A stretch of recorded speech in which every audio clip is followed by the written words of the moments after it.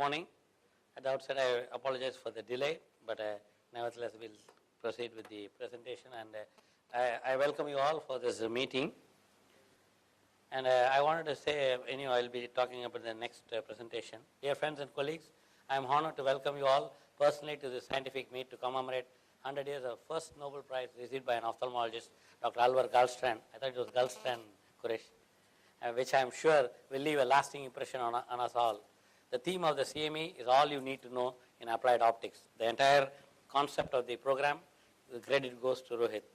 We will discuss the major breakthroughs and development in the field of applied optics from clinical practice to research and technology.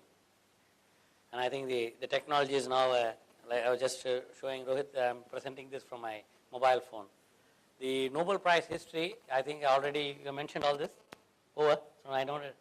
So anyhow, Alfred Nobel was born in 21st October 1833 in Stockholm, Sweden, in a family of engineers, and I think he has already mentioned the why Nobel Prize is kept, and there's a Norwegian Nobel Committee which decides. And I would like to introduce the faculty. We have Rohit Shetty, the Vice Chairman of Narayan Netarajan. The entire, as I said, the entire concept of the meeting, he already did it on June 8th, and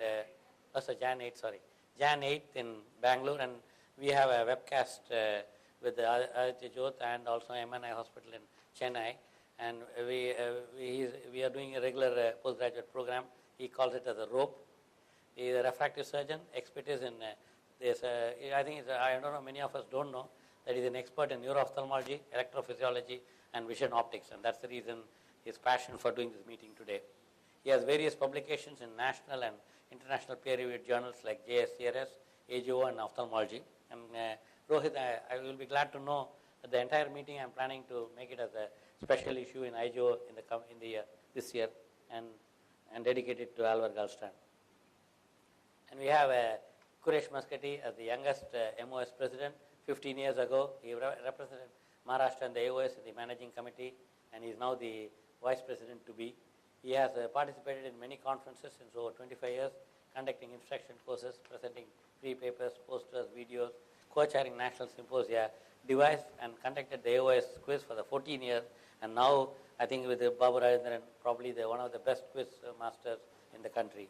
Heading the SARC Oculoplastic Committee, he has been a founder member of the FBS AOS and have been instrumental in making Maharashtra amongst the top 3 in terms of membership. He is the only ophthalmologist in the world with the experience of performing both the Boston keratoprosthesis and Pintucci keratoprosthesis. And he also has the credit of bringing me from Chennai to Mumbai. Okay, what, Quresh? And Barun, is Barun here? So Barun Kumar Nayak is a consultant and head of the department, PD Hinduja National Hospital and Medical Research Center, was president of the Bombay Ophthalmology Association 2001-2. He has conducted 17 instruction courses on various topics ranging from glaucoma to cataract to cornea during the AOS annual conferences. He has operated at 12 live surgical demonstrations in various parts of the country, conducted instruction course at Luxor, Egypt at the second international meeting of glaucoma surgery. Founder and editor of in-chief the Ocular Communique, the Journal of Maharashtra Ophthalmic Society.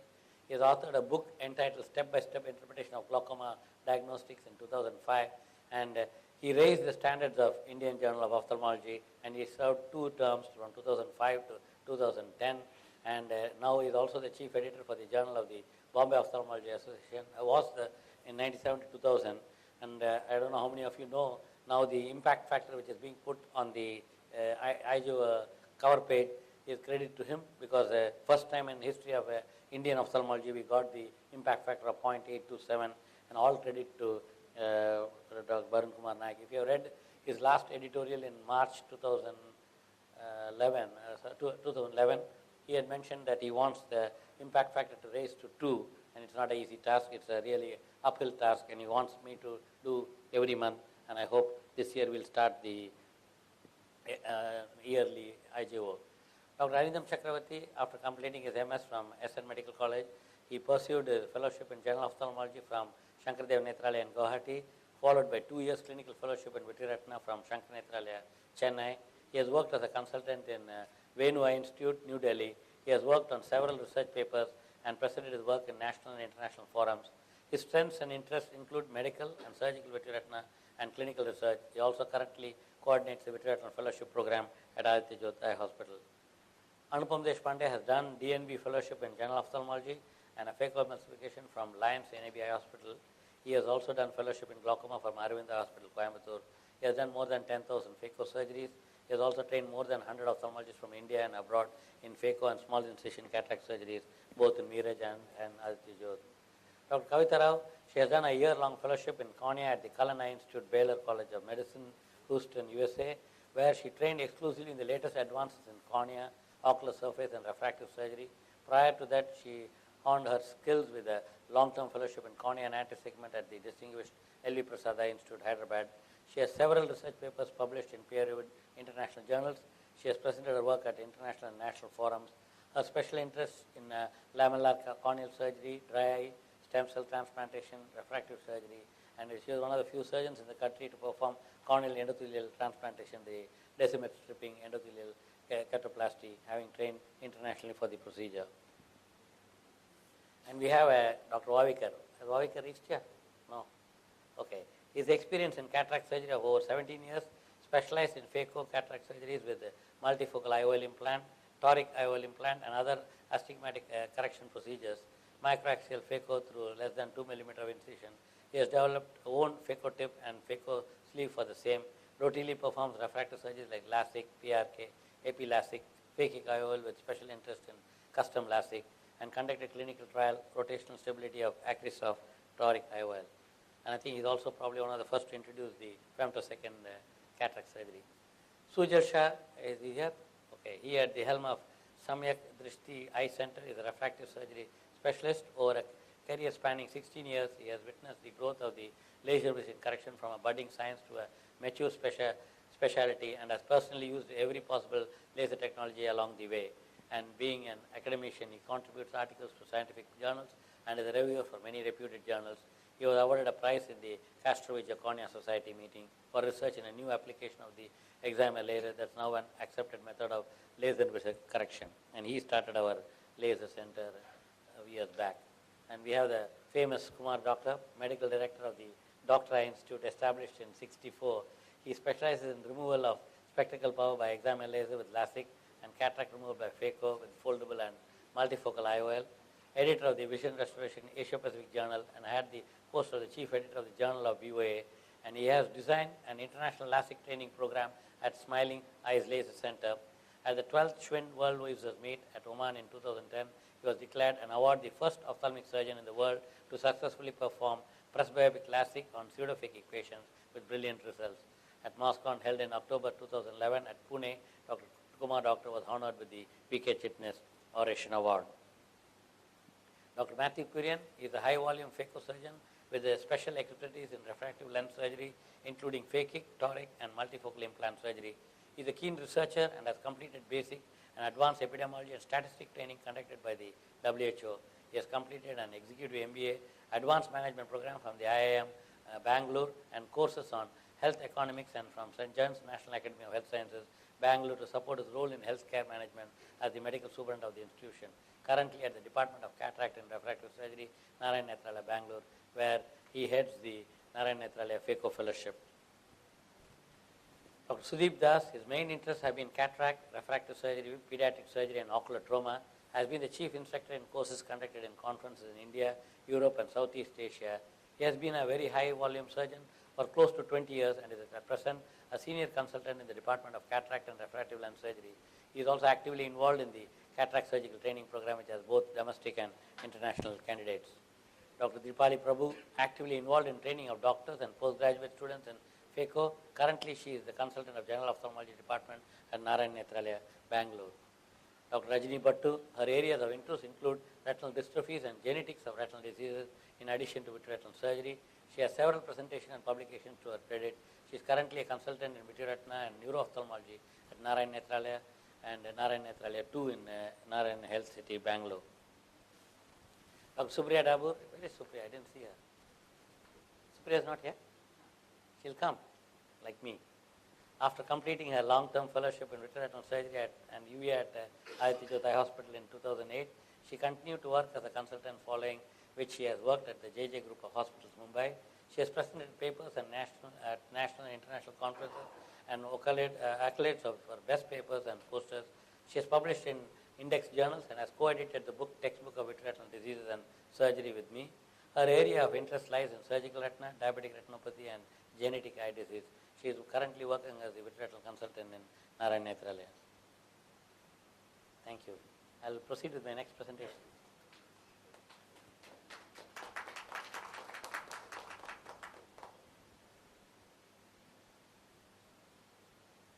Kumar, saw the pointer?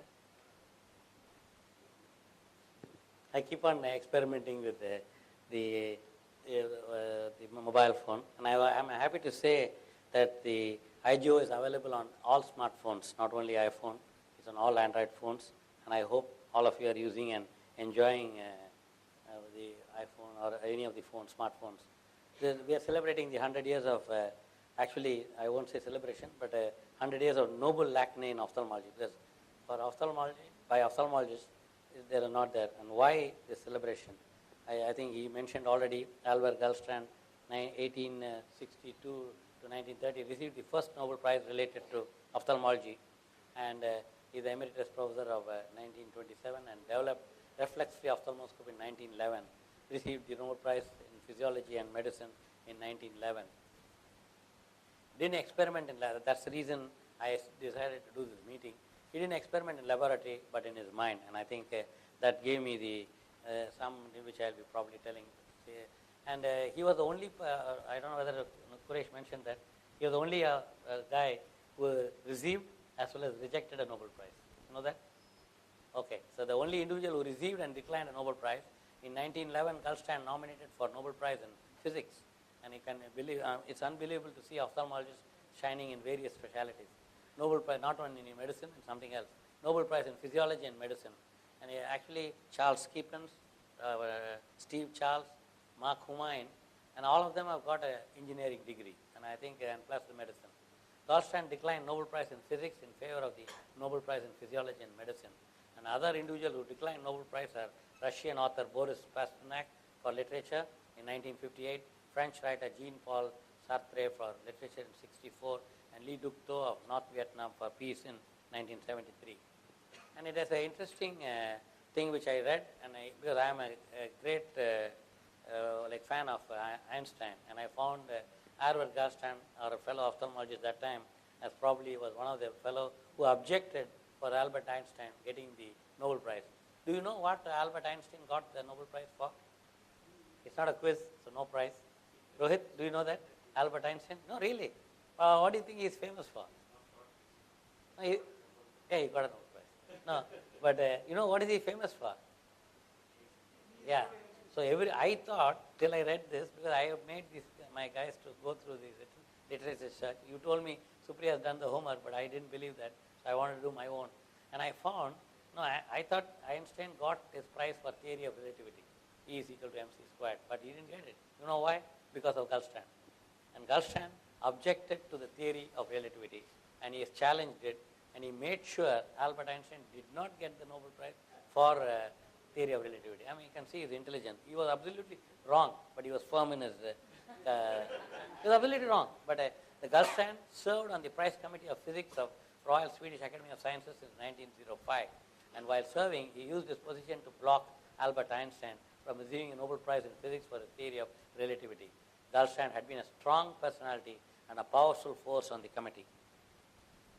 And if you read even about Einstein, he was a strong guy too. Believing the theory of relativity to be wrong, Gulstrand wrote two harsh opinions against giving prize to Einstein in 1921 and 1922. And Einstein did receive the Nobel Prize in physics in 1921, which was not awarded until 1922. And that's the only where they had a fallacy of nominated in 1921 and got it in 1922. And the prize was awarded for the photoelectric effect and not for the theory of relativity. And it's a great news because, others who have contributed ophthalmology and have received Nobel Prize, that's where Rohit, there are several ophthalmologists received a Nobel Prize, but not for ophthalmology. So even though we are celebrating, I think an ophthalmologist getting a Nobel Prize for ophthalmology is only one. But we have an Austrian ophthalmologist, Fritz Pregel, deserted the eye for analytical chemistry and received the Nobel Prize in chemistry in 1923. and he was born in 3rd September, so I hope to do that. I'm in 4th September. Leibash in Austria-Hungary, died in 1930 in Graz, Austria, and his affiliation at the time of the award, he was in the Graz University, and prize motivation for his invention. He could have been born before he died. 1869. Oh, sorry. Yeah. No. Below the photograph. Okay. Oh, sorry, that's right. I'm sorry. Navendu? See, yeah, I know. I know. For the invention of the method of microanalysis of organic substances in analytical chemistry. The other guy was a Swiss ophthalmologist, Walter Hess, and I think he's also part of the Hess Cream, director of the Physiological Institute of Zurich, received Nobel Prize in Physiology and Medicine in 1949. And he was born in 1881 in Switzerland and affiliated to the University of Zurich in Switzerland. For his work, he was awarded the prize for his work on autonomic control by the hypothalamus for the physiology. And these are the various stamps and coin in honor of these Nobel awardees. And David Hubel and Torsten Wiesel, they are not ophthalmologists, but they got prize in ophthalmology. Canadian-born American neurobiologist David Hunter Hubel and Swedish neurobiologist Torsten Wiesel shared Nobel Prize in Physiology or Medicine in 1981 for their discoveries concerning information processing in the visual system, which is still a great thing to do in the artificial retina research. Canadian-born American neurobiologist in 26 in Ontario, determined to study sleep, he developed a device known as the tungsten microelectrode to record the electrical impulses of the nerve cells. He is the Torsten Wiesel is the Swedish neurobiologist, and 100 years hence, no ophthalmologist after that has got an ophthalmic prize, and this is why I went to the same place where Nobel Prize is given. An opportunity to repeat the Nobel history lies within our hands, and I feel you can do it.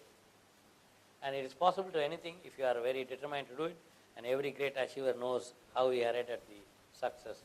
Paul Coelho says in The Alchemist, when you want something, all the universe, reminded, conspires in helping you to achieve it, and that's what I am dreaming. The vision, dream with direction, passion, gives you the energy and reason to weather the storms, courage, willingness to take risks, and acceptance of new challenges. And character creates integrity, self-belief, I can, competence, mediocrity versus excellence, and discipline, persistence, and perseverance. And if I can accomplish a minor task thousands have already completed using readily available methods and tools, then I can do anything. Action is more than activity. It's activity plus purpose. Make sure that each activity is purposeful. Vision without action is merely a dream. Action without vision is merely passing the time. And action with vision is the true expression of the power of one. It can change our world. The examples are Dr. Badrinath, Dr. Venkateswamy, Narayana Murthy, and so many people. One man has decided what to do.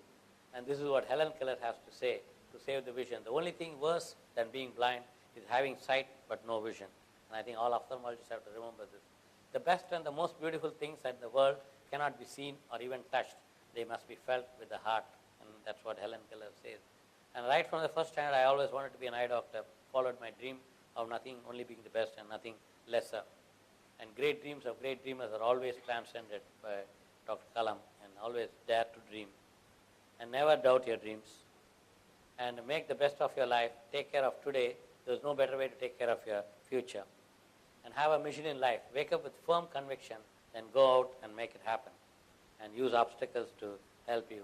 The problems of life are not really out there. They're all in here in the mind.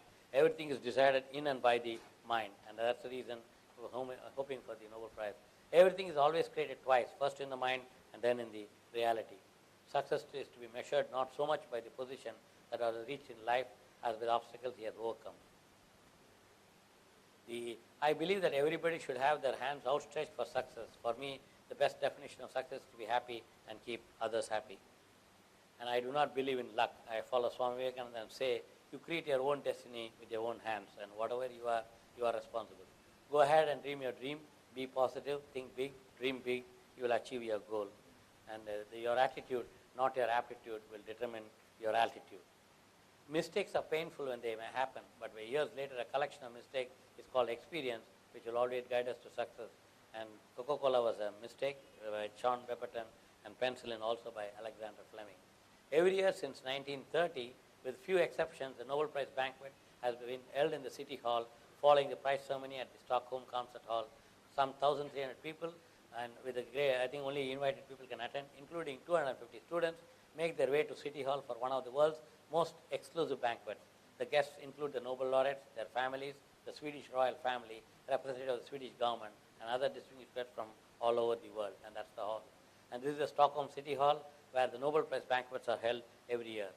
And where the Nobel Prize banquets are, this is the inside of the hall, and this is the view from the outside. And I'm dreaming this for several years. I went there in 2000, in 2005, and then later in, this is the Nobel banquet in Stockholm when it's being held. And this is the blue room, and this is the blue and the golden room, and this is the inside the Stockholm City Hall, and this is the general view during the Nobel Award ceremony. And I hope me and Rohit will work for it. And Natarajan launched the novel, a first of its kind, unique research lab in India, the novel Narayana Optic Vision Evaluation Laboratory, the brainchild of Rohit Shetty. And he mentions that we have hundreds of patients walking in every day with unexplained eye problems. Some of these problems are because of changing work culture, office environment, and stress. Novel will facilitate categorizing such patients depending on their problem and analyzing them for appropriate medical intervention. That's what he says, and I think it's true. In our busy practice, we don't have time to think, and I appreciate Rohit for that. And our intention was to decide this unique and revolutionary research lab on the occasion of the 100th year of the first Nobel Prize for an ophthalmologist for medicine for India. This lab will be a boon for several patients who are still suffering from unexplained eye problem. The tools are so advanced that ophthalmologists can determine the exact vision of the patient. How you see is what we see using the devices. This will enable us to understand the nature of the problem faced by the patients. In recent times, we have found that tear film is the main reason for people suffering from unexplained eye problems. And this is because of exposure of eyes for long hours to computer screens in air-conditioned environment. There is a misconception that using anti-glare monitors will help. Novel Lab will enable us to explain to our patients all these problems in detail after detailed analysis. If such problems are not detected in the early stage, it will lead to partial blindness in them.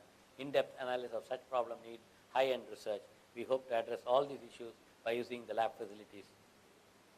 Now you know why I have joined Rohit Shetty. And a surprising and probably a great thing where the St. Herit Hospital is associated with the Karolinska Institute.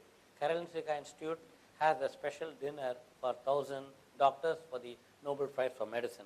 And that's how we have an MOU with the Karolinska Institute. And surprisingly, I found St. Eric's Hospital was started in 1990. I don't know the month. And Singapore National Center started in 1990, December. And Aditya Jodhai Hospital was started in August 1990. And all of us are in the 22nd year. And this is the Nobel Prize Hall. And this is where the Eric's Hospital gave us the thing when we did the meeting. And we did this is the 20th anniversary, we were part of it. And we had, this is the head of the department of the Karolinska Institute, Dr. Steven Serigard, who is now the president of the European Society of Ophthalmology. We had and that's the reason we conducted our International Advanced Vitreoretinal Surgery course. You can see Dr. Nagpal and the faculty at the meeting, and with all the international faculty, including Lalit Verma and Stefan Serigard, and also from, this is the, I think probably the Gulfstrand slit lamp, which is kept in the museum in the Karolinska Institute. And this is they have their photographs in their museum. And this is again the Nobel Prize Hall where all of us were there. And that's Dr. Gisbert Richard, who's working on artificial retina in Hamburg. And this is the meeting we conducted. Thank you very much.